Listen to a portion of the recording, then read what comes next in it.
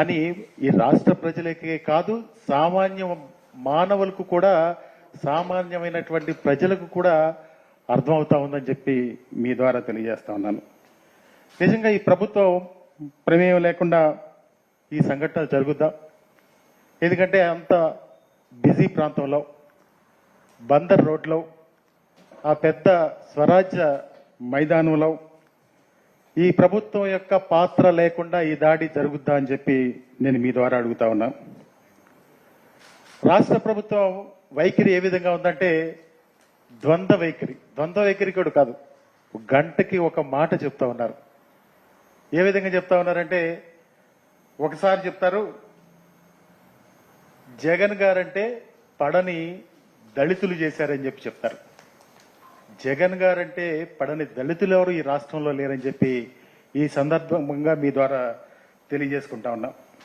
అదేవిధంగా ఏపీఐఏసీ నుంచి ఇంజనీర్లు వచ్చి చేశారని ఒకసారి చెప్తారు. ఒకసారి వాళ్ళ ఇష్టం, ప్రభుత్వానికి ఏం తోస్తే ఆ విషయాలన్నీ కూడా చెప్పే పరిస్థితులన్నీ కనపడతా ఉన్నాయి. ఎవరో చీకట్లో అగంతకులు వచ్చి చేశారని చెప్పి చెప్తారు. అగంతకులు వచ్చినా, ఏపీఐసి నుంచి ఇంజనీర్లు వచ్చినా, జగన్ గారంటే మీరు అన్నట్టు జగన్ గారంటే పడని దళితులు వచ్చి చేసినా కానీ ఈ రాష్ట్ర ప్రభుత్వానికి ఎవరు ప్రపంచ నిర్మాత డాక్టర్ బిఆర్ అంబేద్కర్ గారి మీద ఎవరు దాడి చేశారు అనేది తేల్చాల్సిన అవసరం ఈ ప్రభుత్వానికి ఉందని చెప్పి మీ ద్వారా నేను అడుగుతా ఉన్నాం. ఎందుకంటే ఎక్కడో మూలం లేదు, ఎక్కడో అనకాపల్లి పక్కన చిన్న పల్లెటూరులోనో, లేకపోతే ఇటు ఎక్కడ రాయలసీమలో చిన్న పల్లెటూరులోనో ఎక్కడ అంబేద్కర్ శృతివనం లేదు.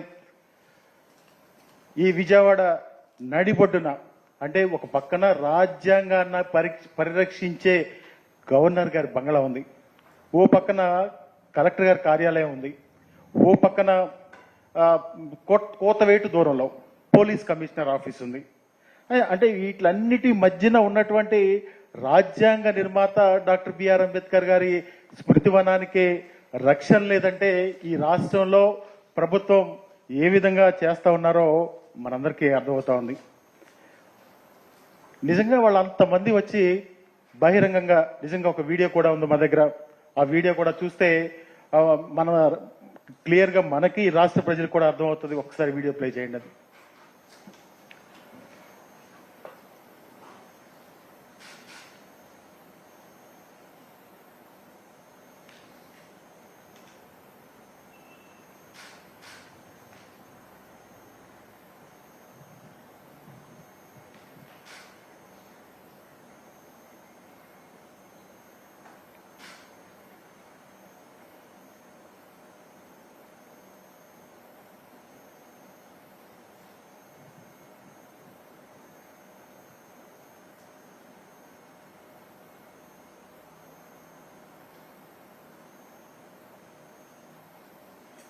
నిజంగా వాళ్ళు అంతమంది వచ్చి విధ్వంసం చేస్తా ఉంటే మరి ఎవరు చూడలేదా, లేకపోతే ఈ ప్రభుత్వానికి కనిపించట్లేదా, లేకపోతే ప్రభుత్వం ఏం చేస్తుందో ఒక్కసారి అందరూ కూడా ఆలోచించాల్సిన అవసరం ఉందని చెప్పి కూడా మనం చేస్తా ఉన్నా. రాత్రిపూట ఒక్కసారిగా లైట్లు ఆపి ఏం జరిగింది అనే వ్యవహారం అక్కడ కనీసం స్టాఫ్ ఉంటారు, ఆ స్టాఫ్ కూడా కనీసం పోలీసులకు తెలియజేయలేదని మనం భావించాలా? చాలా మంది చెప్తా ఉన్నారు అక్కడ పోలీసులు కూడా ఉన్నారు, ఈ సంఘటన జరిగిన ఆద్యంతం పోలీసులు పర్యవేక్షిస్తున్నారని చెప్తా ఉన్నారు. అది ఎంతవరకు అది కరెక్టో, ఒకవేళ అలాంటిది జరిగితే ఈ రాజ్యాంగంలో అది ఎంతవరకు సమంజసమో మనందరం కూడా ఒక్కసారి ఆలోచించేయాలి. అదేవిధంగా ఏపీఐఏసీ నుంచి ఇంజనీర్లు వచ్చారన్నారు. ఆ ఇంజనీర్లు వచ్చినప్పుడల్లా అక్కడ స్టాఫ్ కనీసం పోలీసులకి తెలియజేస్తే, ఒకవేళ పోలీసులు లేరనే భావిద్దాం, పోలీసులకి తెలియజేస్తే పోలీసులు కోతవేటు దూరంలో ఉన్నప్పుడు రావడం అది పెద్ద ఆలోచించాల్సిన విషయం. ఒకసారి మనందరం కూడా ఆలోచన చేయాలి. పైగా ఈ స్మృతివనం ఎక్కడ, బందర్ రోడ్లో అందరికీ విజిబిలిటీ, ఎందుకంటే ఆ టైంలో కూడా చాలా మంది ఆ ప్రాంతంలో సంచరిస్తూ ఉంటారు. అలాంటిది అక్కడ దాడి జరుగుతుంటే కనీసం పట్టించుకోలేదంటే ఈ రాష్ట్రంలో ఏదో జరుగుతుందంటున్నారు, విధ్వంసాలు జరుగుతూ ఉన్నాయి, దాడులు చేస్తూ ఉన్నారు. ఆ దాడులను కూడా ఏదో వ్యక్తిగతంగా జరిగిన దాడులు అంటా ఉన్నారు, లేకపోతే ఏదో వాళ్ళకి ఉన్న తగాదాల కొద్దీ జరిగిన దాడులు అంటారు. ఇవన్నీ రకరకాలుగా మాట్లాడే హోంమంత్రి గారికి ఆవిడ దళిత సామాజిక వర్గం నుంచి వచ్చి దళిత కాన్స్టిట్యున్సీ నుంచి గెలిచి ఆవిడ డాక్టర్ బిఆర్ అంబేద్కర్ గారి మీద దాడి జరిగితే కనీసం స్పందించే గుణం ఆవిడికి లేదు. ఎందుకంటే ఆవిడ ఎంతసేపు కూడా ఆవిడ అంటారు, హోంమంత్రి గారు పులివెందుల ఎమ్మెల్యే గారు అంటారు. ఆవిడ కూడా పాయకరావుపేట మాజీ ఎమ్మెల్యే గారు అనే విషయాన్ని ఒక్కసారి గుర్తు చేసుకోవాల్సిందిగా హోంమంత్రి గారికి చెప్తా ఉన్నాం. ఎందుకంటే ఏది పడితే అధికారం శాశ్వతం కాదు. ఏది పడితే ఏది నోటికొస్తే అధికారాన్ని బట్టి మాట్లాడడం అది ఎంతవరకు కరెక్టో హోంమంత్రి గారు విజ్ఞతకే వదిలేస్తా ఉన్నాం. పక్కనే పోలీస్ కమిషనర్ ఆఫీస్ ఉంది. పోలీస్ కమిషనర్ ఆఫీసు లో ఉన్నటువంటి మా పోలీసు సోదరులు చెవులకు కానీ కనీసం ఒక కంటికి కూడా కనిపించలేదు. డాక్టర్ బిఆర్ అంబేద్కర్ గారి స్మృతివనం మీద దాడి చేస్తా ఉంటే ఒక్కసారి మనం అందరం కూడా ఆలోచించాలి. రాష్ట్రంలో ఎటువంటి పరిపాలన జరుగుతా ఉందో, దిగజారినటువంటి శాంతి భద్రతలకు ఇదే ఒక నిదర్శనంగా మనందరం కూడా భావించాలి. రాష్ట్రానికే తలమానికంగా ఉన్న అంబేద్కర్ మీద దాడిని వైఎస్ఆర్ కాంగ్రెస్ పార్టీ తరపున రాజ్యాంగ అభిమానులు ఈ రాష్ట్రంలో ప్రజలందరూ కూడా ఖండిస్తా ఉన్నారని చెప్పి ఈ సందర్భంగా మనం చేస్తా ఉన్నాం. ఈ రోజు కూడా చంద్రబాబు నాయుడు గారికి డాక్టర్ బిఆర్ అంబేద్కర్ గారి మీద కానీ, డాక్టర్ బిఆర్ అంబేద్కర్ గారి భావజాలం మీద కానీ ఏ రోజు కూడా ఆయనకి ప్రేమున్న పరిస్థితులు ఉంటే, ఈ దాడి ఒకవేళ దుండగ ద్వారానే జరిగితే వెంటనే కూడా ఈ పార్టీకి చర్యలు తీసుకుని వాళ్ళని శిక్షించే విధంగా చేసేవాళ్ళు. కానీ ఇది చూస్తా ఉంటే ఈ దాడంతా కూడా ఈ రాష్ట్ర ప్రభుత్వం వెనుకుండే జరిగిందని చెప్పి కూడా ఈ సందర్భంగా తెలియజేసుకుంటా ఉన్నాను. అదేవిధంగా స్వరాజ్య మైదానంలో మొదటి నుంచి కూడా చంద్రబాబు నాయుడు గారికి అక్కడ అంబేద్కర్ గారి విగ్రహం పెట్టడానికి ఇష్టం లేదు. ఆయన ముఖ్యమంత్రిగా ఉన్నప్పుడు 5 సంవత్సరాలు రాజధానిలో డాక్టర్ బిఆర్ అంబేద్కర్ గారి విగ్రహాన్ని పెడతానని చెప్పారు. 5 సంవత్సరాలు కూడా మరిపించారు. 5 సంవత్సరాలు మరిపించిన తర్వాత మళ్ళీ ఎన్నికలకు వెళ్ళినప్పుడు ప్రజలు తిరస్కరించారు. తర్వాత జగన్మోహన్ రెడ్డి గారు వచ్చిన తర్వాత అత్యంత ప్రతిష్టాత్మకంగా స్వరాజ్ మైదానంలో 400 కోట్ల రూపాయలు ఖర్చు పెట్టి అక్కడ విగ్రహాన్ని ఏర్పాటు చేస్తే ఆయనకి ఏంటంటే అంతకుముందు దీని అంతటికీ ఒక కారణం ఉంది. ఆయన ఈ స్వరాజ్ మైదానాన్ని ఎవరికో ఒక సంస్థకు కట్టబెట్టి ఆయన దాన్ని లబ్ధి పొందాలని చెప్పి ఆ రోజు ప్రయత్నం చేసినటువంటి పరిస్థితులు ఈ రాష్ట్ర ప్రజలందరికీ కూడా తెలుసు. అప్పుడు మేధావులందరూ కూడా ఉద్యమం చేశారు. అక్కడ ప్రైవేట్ కంపెనీకి ఇవ్వొద్దని చెప్పి ఆ రోజు ఉద్యమాలు చేస్తే మీరు వెనక్కి వచ్చిన మాట వాస్తవం కాదా చంద్రబాబు నాయుడు గారు అని చెప్పి నేను ఈ సందర్భంగా మిమ్మల్ని మీ ద్వారా అడుగుతా ఉన్నా. నిజంగా డాక్టర్ బిఆర్ అంబేద్కర్ గారు ప్రపంచం అంతా కూడా ప్రపంచ మేధావి, ఎక్కడికి వెళ్ళినా కానీ ఈ భారతదేశంలో డాక్టర్ బిఆర్ అంబేద్కర్ గారు పుట్టారని చాలా గర్వంగా ఫీల్ అయ్యి ఏ దేశం వెళ్ళినా అక్కడికి చాలా గర్వంగా చెప్పుకునేటటువంటి డాక్టర్ బిఆర్ అంబేద్కర్ గారికి ఈ రాష్ట్రంలో రక్షణ లేకపోవడం, ఆయన స్మృతివనానికి కనీసం రక్షణ లేకపోవడం చాలా దారుణమైన విషయం అని చెప్పి ఈ సందర్భంగా గుర్తు చేస్తా ఉన్నాం. కనీసం చంద్రబాబు నాయుడు గారు 14 ముఖ్యమంత్రిగా ఉన్నప్పుడు ఏ రోజైనా డాక్టర్ బిఆర్ అంబేద్కర్ గారి స్మృతివనం కానీ డాక్టర్ బిఆర్ అంబేద్కర్ గారి పేరు గుర్తు ఉండిపోయే విధంగా ఈ రాష్ట్రంలో ఎప్పుడన్నా కానీ ఏదైనా ఒక కార్యక్రమం చేశారని చెప్పి నేను మీ ద్వారా అడుగుతా ఉన్నాం. నిజంగా చంద్రబాబు నాయుడు గారు రోజు ఆ రోడ్డు అంటే తిరుగుతూ ఉంటారు. ఆ రోడ్డు అంటే తిరిగినప్పుడు కనీసం నాకు తెలిసి ఆ డాక్టర్ బిఆర్ అంబేద్కర్ వైపు ఒక్కసారి అటు చూసుండరు. కనీసం ఎప్పుడన్నా కానీ ఇంత పెద్ద స్మృతివనం ఉంది. సరే, అది ఎవరి ప్రభుత్వంలో కట్టారు, ఎవరు ప్రభుత్వంలో అది చేశారు అనేది పక్కన పెడితే, మీకు నిజంగా డాక్టర్ బిఆర్ అంబేద్కర్ గారి మీద గౌరవం ఉంటే కనీసం ఒక్కసారి వెళ్ళి సందర్శించారా చంద్రబాబు నాయుడు గారు? మీరు కానీ మీ మంత్రులు కానీ రాజ్యాంగ బద్ధంగా ఎన్నికైనటువంటి ఎస్సీ శాసనసభ్యులు కానీ ఎస్సీ మంత్రులు కానీ ఎవరన్నా మీరు ఏ రోజన్నా వెళ్ళి సందర్శించారా అని చెప్పి నేను అడుగుతా ఉన్నా. చంద్రబాబు నాయుడు గారు కనీసం ఇప్పుడు కొన్ని వందల సార్లు అటు ఇటు తిరుగుతూ ఉండుంటారు. నిజంగా ఇది రాష్ట్ర ప్రభుత్వం యొక్క కుట్ర. ఆ అరాచక మూకల్ని పంపించింది కూడా తెలుగుదేశం పార్టీ వాళ్ళే పంపించి వెనక నడిపించినటువంటి ఇది కథంతా నడిపించింది చంద్రబాబు ఆయన బంటులైనటువంటి అధికారులే అని చెప్పి క్షమించాలి. ఎందుకంటే అధికారులు దగ్గరుండి అక్కడ చేసిన దాని గురించి బంటులైన అధికారులు అని చెప్పి ప్రస్తావించాల్సిన పరిస్థితులు వస్తా ఉన్నాయి.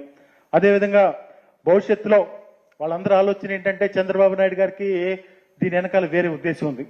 అక్కడ ఒక పెద్ద ఏదో షాపింగ్ మాలో దీనికి సంబంధించింది ఒక పెద్ద ఈయన వెళ్తారు కదా, మన దుబాయ్ వెళ్తారు, సింగపూర్ వెళ్తారు, అక్కడికి వెళ్ళినప్పుడు ఇదంతా సింగపూర్గా మార్చేద్దాం అంటారు. ఆ విధంగా ఏదో ఒక కంపెనీకి కట్టబెట్టాలనే ఒక ఏదైతే ఉందో రాబోయే కాలంలో డాక్టర్ బిఆర్ అంబేద్కర్ గారి స్మృతి వనం తీసేసి మళ్ళా అక్కడ ఏదైనా వ్యాపార కేంద్రానికి ఇచ్చే అవకాశాలు కూడా లేకపోలేదు. దానిలో భాగంగానే ఈరోజు ముందుగా ఈ దాడి కార్యక్రమం చూపించి తర్వాత మళ్ళీ చేసే కార్యక్రమం అదేనని చెప్పి ఈ సందర్భంగా తెలియజేస్తా ఉన్నాను. అదేవిధంగా దేశం సమోన్నతంగా గౌరవించే వ్యక్తులు జోలికొస్తే ఆ పార్టీలకు పుట్టగతులు ఉండవు అనేది ఒక్కసారి గుర్తు చేసుకోవాల్సిందిగా ఈ రాష్ట్ర ప్రభుత్వాన్ని కోరుతా ఉన్నాం. ఎందుకంటే అంబేద్కర్ని ఆరాధించేవారు, గౌరవించేవారు, ప్రజాస్వామిక వాదులంతా ఈ దాడిని ఖండిస్తా ఉన్నారు. ఈరోజు ఆంధ్రప్రదేశ్లో డాక్టర్ బిఆర్ అంబేద్కర్ గారి మీద ఇలాంటి దాడి జరిగితే ఆ దాడిని నిజంగా కూడా తలదించుకోవాల్సిన, ఈ దేశంలోనే తలదించుకోవాల్సిన పరిస్థితులు ఏర్పడి అని చెప్పి ఈ సందర్భంగా మీకు తెలియజేసుకుంటూ యావత్ ఆంధ్రదేశం కాదు ప్రపంచ యావత్తు కూడా ఈ ఘటనని ఖండిస్తా ఉన్నారని చెప్పి కూడా ఈ సందర్భంగా తెలియజేస్తా ఉన్నాం.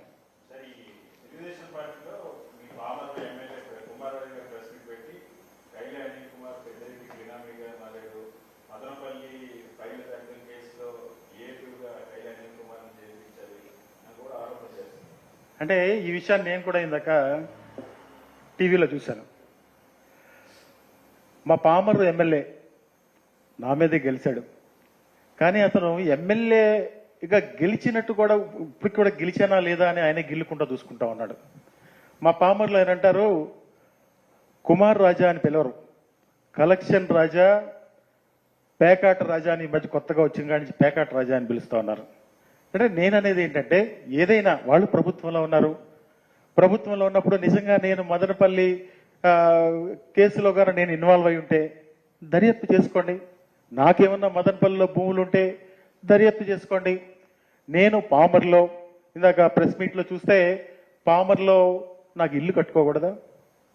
వాళ్ళు ఇల్లు కట్టుకోవడం అంటే వాళ్ళ భాషలో ఏంటంటే వర్లరామయ్య గారు వంటంలో ఇల్లు కట్టాడు. ఆ ఇల్లు 300 గజాల కొండను తవ్వేసి కట్టాడు. ఆ ఫోటోలు కూడా నా దగ్గర ఉన్నాయి. అందరూ కూడా అదే విధంగా ఉంటారని చెప్పి ఆలోచన చేస్తారు.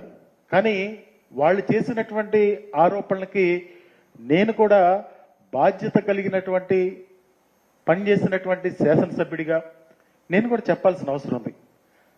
నేను హైదరాబాద్లో ఉన్నటువంటి నా ఇల్లుని 12,500 రూపాయలకు ఒక పరిచయం ఉన్న వ్యక్తికి, ఆయన పెద్దిరెడ్డి గారి దగ్గర పనిచేయచ్చు, ఆ వ్యక్తికి నేను అద్దెకిచ్చాను. ఆ ఇంట్లో వాళ్ళ తల్లి, వాళ్ళ చెల్లి, శశికాంత్ అనే వాళ్ళందరూ కూడా ఉంటారు. ఈరోజు ఒక విషయాన్ని కుమార్ రాజాకు గుర్తు చేస్తా ఉన్నా.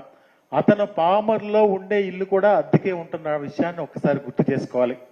నేను అద్దెకిచ్చాను, నేను ఇక్కడ రాజకీయాల్లో ఇక్కడ ఉండడం వల్ల నేను అద్దెకిచ్చాను. ఆ అద్దెకిచ్చినప్పుడు కొన్ని ఏదో వాళ్ళకున్నటువంటి సమస్యలతో పోలీసులు ఆ రోజు వచ్చి దాన్ని చెక్ చేశారు. చెక్ చేసినప్పుడు నేనే స్వయంగా వెళ్ళి, నాకేదన్నా తప్పు చేస్తుంటే పోలీసులు నేను వెళ్ళి స్వయంగా వాళ్ళకి నా ఇంటి తాళాలు తీసి నేను చూపించాల్సిన అవసరం నాకు లేదు. ఎప్పుడు కూడా నిజాయితీతో నిబద్ధతతో రాజకీయాలు చేశాం. జగన్మోహన్ రెడ్డి గారి నాయకత్వంలో పెద్దిరెడ్డి గారి మీద అనవసరమైనటువంటి అవాకులు చెవాకులు ఏదో మాటలు ఇవన్నీ కూడా చేస్తా ఉన్నారు. ఎప్పుడు కూడా నిజంగానే బయటకు వస్తుంది. అబద్ధం అన్నది నిజం అవదు. ఆ ఒక్క విషయాన్ని గుర్తు చేసుకోవాల్సిందిగా వాళ్ళకి, నన్ను విమర్శించే వాళ్ళకి తెలియజేస్తా ఉన్నాను. కుమార్ రాజా, నిన్ను పామరు నియోజకవర్గాల ప్రజలు ఎంతో గొప్పగా ఎన్నుకున్నారు. వాళ్ళ యొక్క నువ్వు చేసినటువంటి వాగ్దానాలు, నీ అవినీతి పక్కన పెట్టి ఆ వాగ్దానాలు తీర్చే కార్యక్రమం చేస్తే మేము చాలా సంతోషిస్తాం. కానీ ఈ విధంగా అవాకులు చవాకులు పెలిసి ఇప్పటికే నీకు పామరు నియోజకవర్గ ప్రజలు నీ పేకాట్లు, నీ అవినీతి, నీ మట్టి, నీ ఇసుక, ఇప్పటికే నీ గురించి మాట్లాడుకునే విషయాలు. ఎందుకంటే 2 నెలల్లోనే ఏదో చేసేస్తారని నేను కూడా భావించను. ఇంకా టైం ఉంది. 6 నెలల్లో తర్వాత నువ్వు ఇచ్చినటువంటి వాగ్దానాలు, నువ్వు చేసే కార్యక్రమాలన్నీ కూడా బయటికి తీసుకొచ్చే కార్యక్రమం జరుగుతుందని చెప్పి కూడా మనం చేస్తా ఉన్నాం. నాకు గనక మదనపల్లి సంఘటనలో ఎటువంటి పాత్ర ఉన్నా కానీ వాళ్ళు అధికారంలో ఉన్నారు. దేనికైనా, ఎటువంటి విచారణకైనా సిద్ధం. ఏదో నా భార్య పేరు మీద ఏదైనా పొలం కొనుక్కుని అది అమ్ముకుంటే కూడా వీళ్ళకే సమస్య వస్తుంది. నేనేది ఆ పొలం మదనపల్లిలో కాదు, మా ఊర్లో ఎన్నికల ముందు నేను అమ్ముకున్నాను ఆ పొలం.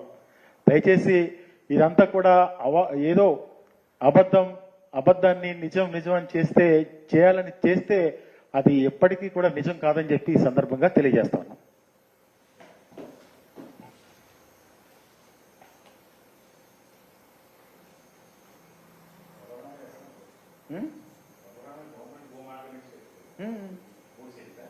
$300 గజాలు